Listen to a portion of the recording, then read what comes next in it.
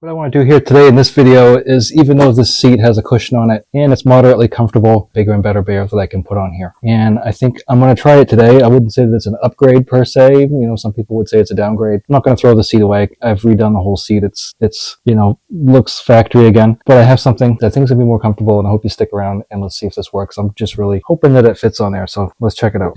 Taking the seat off these is really simple. It's just a couple of bolts. So they're 5/8. There's two 5/8 bolts on here, so 2 bolts. It shouldn't be that hard because I just had this seat off. And when I take bolts off stuff, I use never sees when I put the bolts back in, unless I use Loctite. It just depends on whether I want to be able to take it off again or if I just don't want it to fall off. And what I got to do before I take that off all the way is take this tie wrap off, because I did put lights on the back. So I just have to find a new happy place for this seat. So what I got is this new seat, and it says it fits a Jubilee. I'm gonna guess it goes on like this.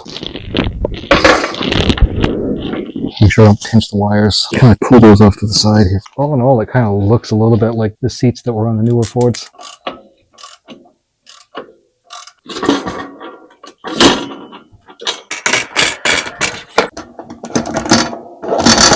One thing I'll say about this seat is whoever designed it was thinking ahead about ease of installation. They really did a good job making this pretty much idiot-proof.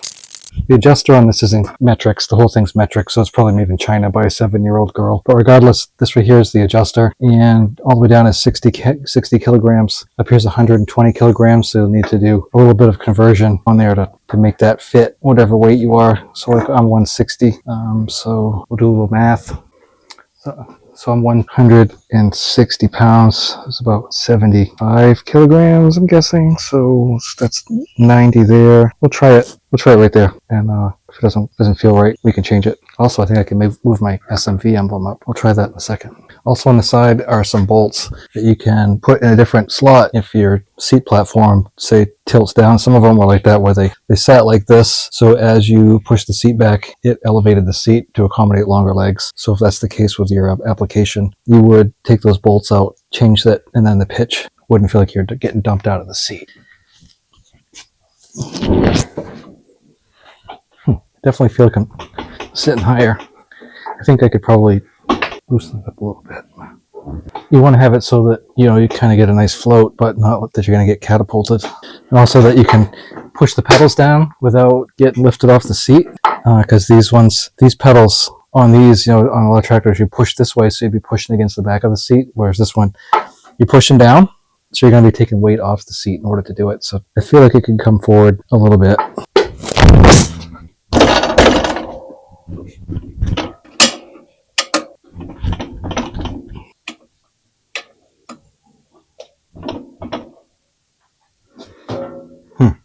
It's definitely not super easy to adjust, and I don't know if it just needs to be broken in or what. The adjuster here has a pin that when you pull it up, it unlocks it, but if you pull it up and turn the pin to the side, it's not going to lock. So too much. It feels like you go one way or the other. Maybe I can sit in the seat and do it. This almost feels right.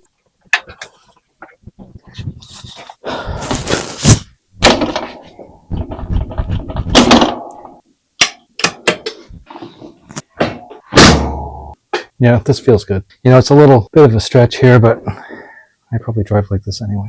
Then I got room to swing my legs by. It's definitely comfortable. I don't know. We'll give it a try and see how it works. I'm going to try out the brakes and see how those work. And anyway, I guess I'll tell you in an upcoming video whether I like it or not too much. I won't know until I try it. So appreciate you watching. Talk to you again soon.